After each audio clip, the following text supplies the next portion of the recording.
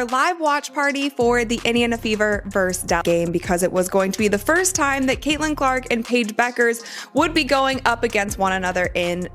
Good Lord, it was domination, 102-83. But she did come away with 14 points, 13 assists, and 5 steals. Following Caitlin Clark's crushing victory over the Paige Bueckers, the WNBA goes crazy.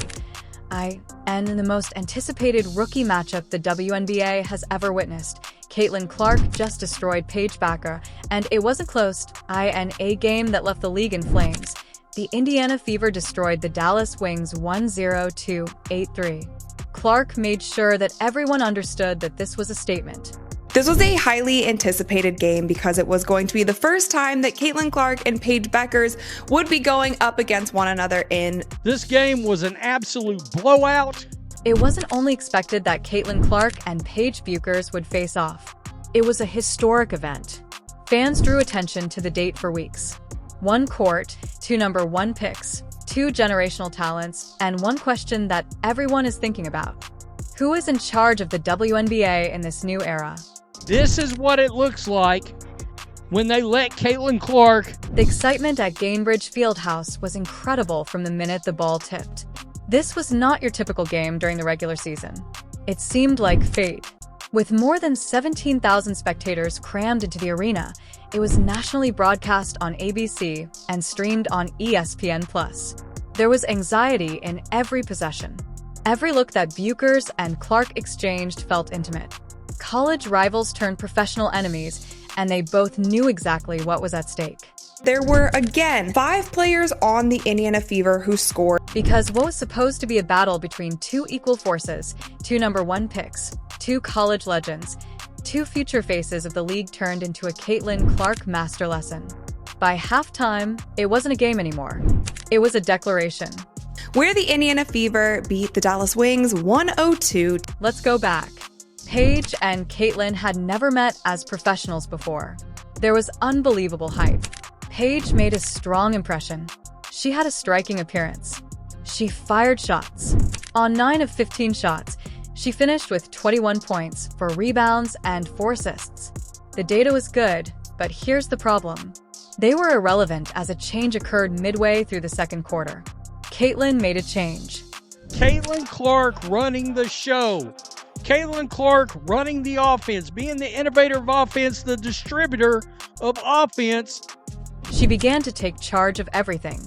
Caitlin Clark took ownership of the occasion rather than merely embracing it. Clark took over the wheel as Bueckers came out fire. Everything has her fingerprints on it. This season's league-high 64 first-half points were scored by the Fever, and it had already ended by halftime. Caitlin Clark ended the game with 14 points, 13 assists. Not that she was jacking up shots. Like a surgeon, she was dissecting the game. She read every passing path, punished every delayed rotation, and identified every flaw in the Wings' defense. She played with a groin ailment that limited her playing time, but she still managed to score 14 points, 13 assists, and 5 steals. Caitlin Clark is now has the 5th most double-doubles with points and assists in WNBA history. Let's stop there. Despite being hurt, she set a career high in steals and had the stamina to lead the attack like a pro. Oh, and with 30 team assists, she also assisted Indiana in setting a franchise record. That is dominance, not merely leadership. Please pardon me. In the first, they scored 64 points. In the second quarter, the Fever spiked from 36 to 15. Whatever strategy Dallas had was wrecked by that run. The most points scored by any WNBA club this season was 64 in the first half, and Paige was powerless to stop it. Even when she had her chance, a tough, deft steal and one finish over Clark, it hardly made a dent in the advantage. It was 64 to 42 at the half. The game was prepared.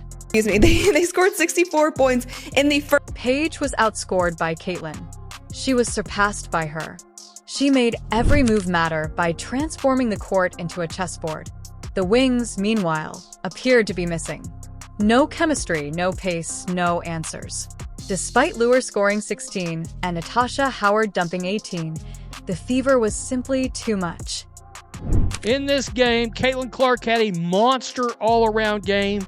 Everybody ate in this game. Everybody got fed. Furthermore, it was a passing of the torch rather than merely a victory. Or perhaps Paige didn't even get a chance to hold the flame before it was stolen from her. Caitlin made it clear this league is moving fast, and she's not waiting for anyone to catch up. Fans were exploding by the end. Not just buzzing. Millions of people watched TikTok vids. Twitter became a shrine to Caitlin Clark. The scariest thing is that this is just the first round. Difference, like that is the difference maker between Caitlin. Caitlin Clark was engaged in more than simply basketball. She was still outthinking everyone on the floor, limping from a strained groin, and revising the rules. She managed to score 14 points, dish out 13 assists, steal 5, and wait for it. All within the allotted minute. That should mess with your head, if it doesn't already. There's just such a noticeable difference of when Caitlin Clark is on the floor, how she play makes with her team, the kind of passes that she passes to her team, the way that the floor opens up when Caitlin is on the floor because of how the defenses have to adjust. She made 412 field goals. Barely brushed the rim half the time, but because she wasn't there to drop 40, it didn't matter. She was present to oversee the whole game. And she performed like a conductor using a basketball rather than a baton. She got it. She got it. She got it. That night, Clark set a new career best for thefts, 5. And keep in mind, that was while recuperating from a groin injury. The majority of players would pace themselves. Not Clark. At mid-court, she was stealing items, picking pockets, and changing lanes like it was Black Friday. Yes, Caitlin Clark has reached 200 points and 100 assists this season. The fastest to do so in a single season in WNBA. This is where things start to get strange. She was only the 6th player in WNBA history to record more than 10 points, 10 assists, and 5 steals in a single game. We are discussing well-known people who reside in the Hall of Fame area. Clark is only getting started. 2. Facilitating, she was playmaking, she was getting her teammates and She didn't simply play well, she ran a basketball clinic. Indiana set a franchise record with 30 team assists. Consider that. 30 baskets off of passes in a row. Clark wasn't trying to hit anyone. Everyone was being fed by her. She appeared to have activated cheat codes. On God mode, every possession resembled WNBA 2K. She gave the impression that the Wings' defense was on a 4-second delay. Additionally, let's not forget about the second quarter bloodbath. This team today played fast. The fever blew up. The only word is that. They did more than simply score. They let loose a tempest. Within a quarter, 36-15. Coaches are forced to reconsider their careers after a run like that. At halftime, Indiana had 64 points on the board, the highest any team has scored in one half all season. Not just a good night, a record breaker. And Clark didn't accomplish it alone. Mitchell with 20 points, 4 rebounds, and 3 assists. Help! Our player, Natasha Howard, finished with 18 points, 2 rebounds, and 2 assists. With 20 points, Kelsey Mitchell lit up the floor, leaving the defense unsure of where the next basket would come from. Indiana was cooking inside, out, during a fast break, etc. In contrast, the Wings' defense appeared to be made of cardboard. 5 folks standing around like they were waiting for a bus. No hustle, no rotation. We had Natasha Howard with 18 points and 2 rebounds. There were some sparks in Dallas. Liuru contributed 16 points, while Natasha Howard put up 18. But let's face it, they were only preventing a 40-point loss. Additionally, the Fever were playing together in addition to playing hard. They appear to be working as a team.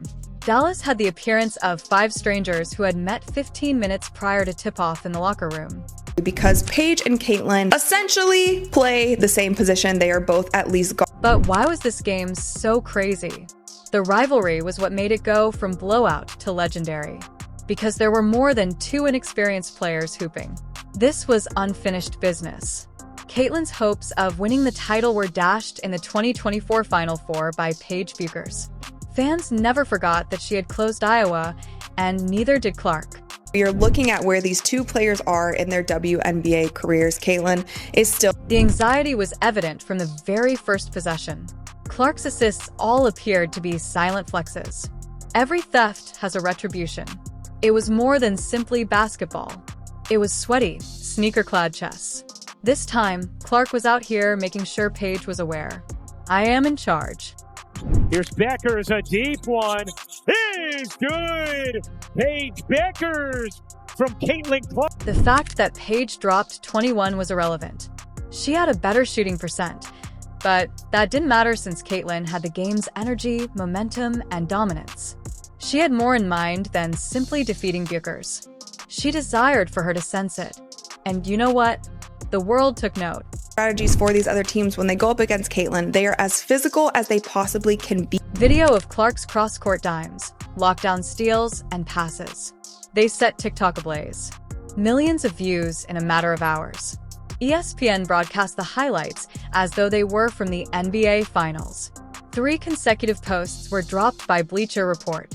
Twitter trended, "She's him." Indeed, he is. Celebrities began to join in as well. Musicians, athletes, and randomly selected verified accounts. Everyone desired to be a part of the Caitlin Clark performance. The argument then erupted. Is she now in her league? Is Paige still being discussed? Was this a single, sweltering evening? Or did we see the beginning of a takeover? Handle the pressure well, they handle the physicality well, but it's something that has to change, and I'm just really... Even WNBA luminaries spoke up, eschewing the courteous, "Oh, they're talented," remarks. No, this wasn't nonsense. We're talking about historic-level adulation. While half the league looked on in disbelief, this 22-year-old was rewriting expectations. And that's where the danger lies. This was no accident. The night wasn't fortunate. The entire WNBA paid notice as Caitlin Clark did what she does best. Is exactly what we got in mind when we think about this team, when we think about what this team can... Let's clarify one issue. This was more than just a victory. It served as a warning to the league's other teams. The Indiana Fever accomplished more than simply surpass 500. They entered a hazardous area. Now, that is 11-10. On the winning side of the rankings, officially. This club, who 6 months ago appeared to be in rebuild mode, now appears to be a real threat. And Caitlin Clark, who was in charge of that shift. And this is the backing down of the ball. Back down, Jordan fadeaway. Not just spectacular passes, not just goals. In actuality, she is developing the franchise in real time. She is the type of player who transforms role players into attention getters and improves everyone. It's crazy. It is visible on the floor. There is confidence, ball movement, rhythm, and spacing. It doesn't just occur. The Clark effect is that. She's a really exciting player, and one thing that impresses me about her is how composed she is as a freshman. When you turn it over to Dallas, the score is 6-6. That record says a lot. Indeed, Bueckers is amazing. The reality is harsh.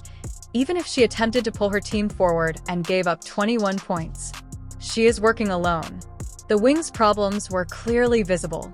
Swiss cheese, defense, and hardly any ball movement.